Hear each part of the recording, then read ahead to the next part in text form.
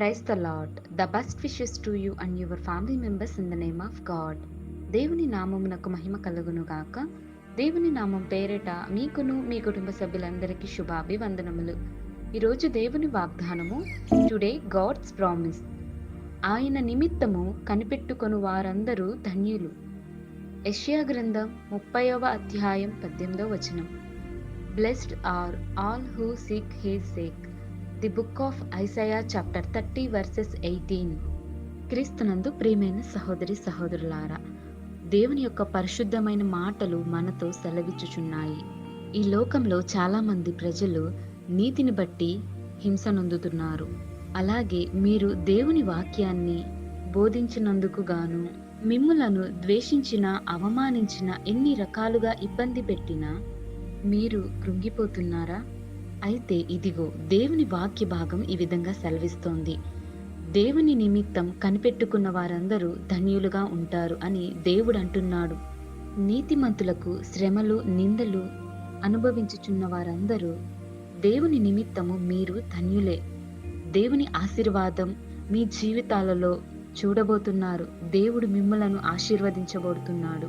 కావున భయపడకుడి, నిబ్బరము కలిగి ధైర్యముగా ఉండు.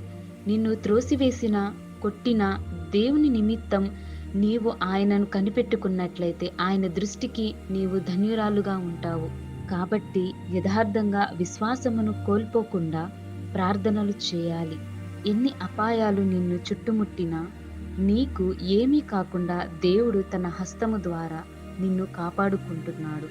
అలాగే దేవుని హస్తం చేత నిన్ను ఆదరించి రక్షణను కంచెగా వేస్తున్నాడు. కాబట్టి మనం దేవునిని కనిపెట్టుకొని దేవుని యొక్క నియమాలను అనుసరించి యథార్థంగా ఉండాలని, ఆయన ధైర్యమును, ఆయన కాపుదల మన అందరి మీద ఉండేలా ప్రార్థించుకుందాం.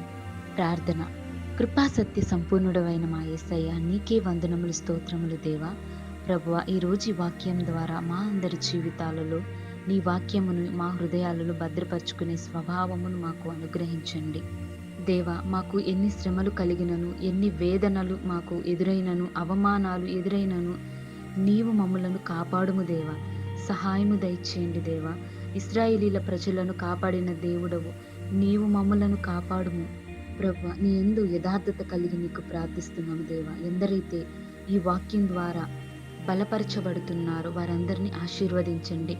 వారందరి జీవితాలలో నీ యొక్క కాపుదల కంచెను వారికి దయచేయండి ప్రభువా. ఇంకా నిన్ను ఎందరైతే గైకొనలేక లోకంలోనే జీవిస్తున్నారో వారందరి హృదయాలను మార్చండి. వారందరి కుటుంబ జీవితాలలోనూ అలాగే మా పాపముల నుండి మమ్మలను రక్షించి విడిపించమని, నీ నీతి మార్గమును అనుసరించి నిరీక్షణ కలిగి నీ కృపా వాత్సల్యతను మా పైన ఉంచే విధముగా సహాయము దయచేస్తావని నజరేయుడైన యేసు నామమున ప్రార్థిస్తున్నాం తండ్రి. ఆమేన్.